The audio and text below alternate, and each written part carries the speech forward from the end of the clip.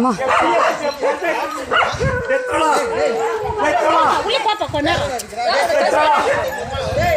அரை நிர்வாணத்தில் அரை போதையில் ஒரு பெண்ணையும் குடும்பத்தினரையும் இப்படி தாக்கும் இவர் காவல்துறையில் பணிபுரிகிறாராம்.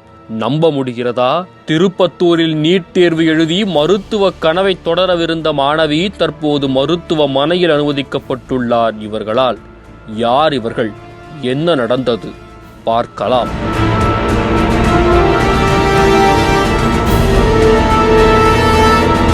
திருப்பத்தூர் மாவட்டம் புதூர் பகுதியைச் சேர்ந்தவர் கமல்நாதனின் மகள் தர்ஷினி தேவி.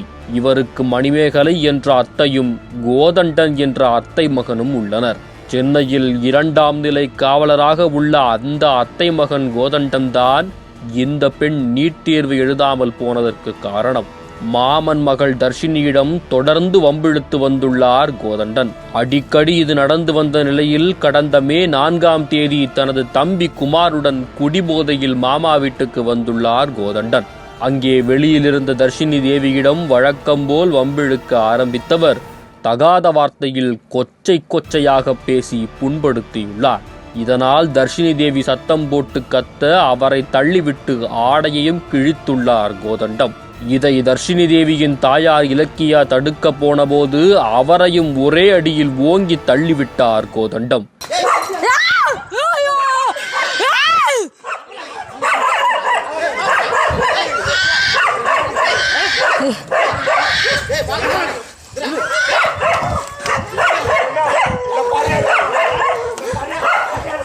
அம்மா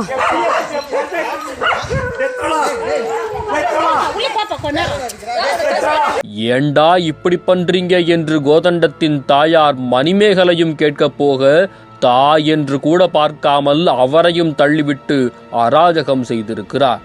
இதில் காயமடைந்தவர்கள் திருப்பத்தூர் அரசு மருத்துவமனையில் அனுமதிக்கப்பட்டு சிகிச்சை பெற்று வருகின்றனர். நீட் எக்ஸாம் போக வேண்டிய பாப்பா அது சரி, நான் மாடு பிடிச்சி கட்டியிருந்தேன். பால் கறந்து கொடுத்துட்டு என் தம்பிக்கிட்ட பால் கறந்து கொடுத்துட்டு மாட்டை பிடிச்சி கட்டியிருந்தேன். வந்து பாப்பா அசிங்கமாக கேட்குறோம், நான் கூப்பிடுறேன்னு வந்தா அப்படியே பாப்பா கேட்குறோட நான் கேட்டேன், எதுக்கிட்ட என் பொண்ணை கேட்குறப்போ அப்படியே அடிக்க ஆரம்பிச்சிட்டாங்க. இப்படி அசையாமல் உறைந்து போய் படுத்திருக்கும் இந்த மாணவி இந்நேரம் நீட் தேர்வு எழுதியிருக்க வேண்டியது என்று கதறுகிறார் தாய் இலக்கியா. மேலும் கோதண்டன் மற்றும் குமார் மீது நடவடிக்கை எடுக்க வேண்டும் என்று கோரிக்கை விடுக்கப்பட்டுள்ள நிலையில் போலீஸ்னா என்ன வேணாலும் பண்ணுவாங்களா என அப்பகுதி மக்கள் கேள்வி எழுப்பியுள்ளனர்.